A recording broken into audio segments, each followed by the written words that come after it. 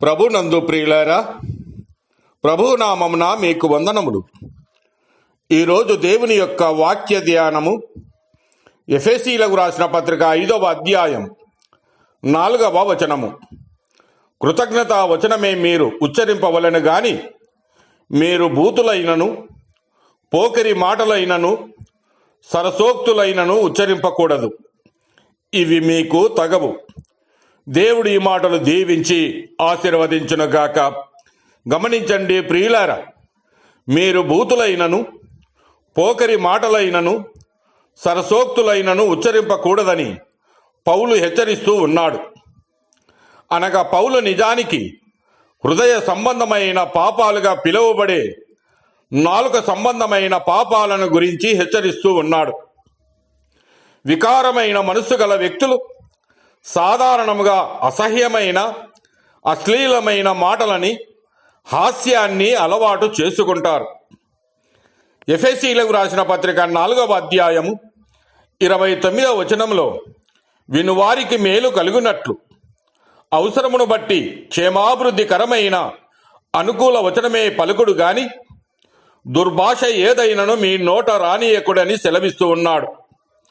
అలాగనే కొలస్సీలకు రాసిన పత్రిక 3వ అధ్యాయము 8వ వచనములో ఇప్పుడైతే మీరు కోపము, ఆగ్రహము, దుష్టత్వము, దూషణ, మీ నోట బూతులను వీటన్నిటినీ విసర్జించుడని తెలియజేస్తూ ఉన్నాడు.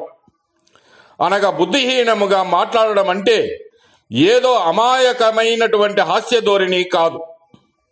అది ఆ మనిషి చౌకబారు మనిషిగా చేసే బుద్ధి లేని సంభాషణనే.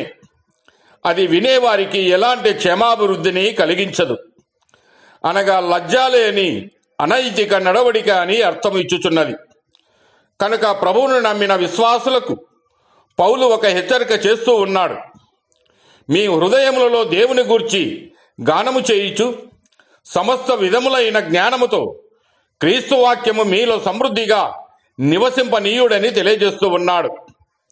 కొలస్సీలకు రాసిన పత్రిక 4వ అధ్యాయము 6వ వచనములో ప్రతి మనుషునికి ఎలాగూ ప్రత్యుత్తరము ఇవ్వవలెనో అది మీరు తెలుసుకున్నటకై మీ సంభాషణ ఉప్పు వేసినట్టు ఎల్లప్పుడూ రుచికలదిగాను కృపా సహితంగాను ఉండనీయడని అంటూ ఉన్నాడు. అందుకే పౌలు అంటూ ఉన్నాడు, మీరు కృతజ్ఞతా వచనములు ఉచ్చరించుటయే పరిశుద్ధులకు తగినదై ఉన్నదని. కృతజ్ఞతా వచనములు ఉచ్చరించుట అనగా దేవుడు ఉపకార స్వభావముతో ఇచ్చువాడై ఉన్నాడని గుర్తించుట.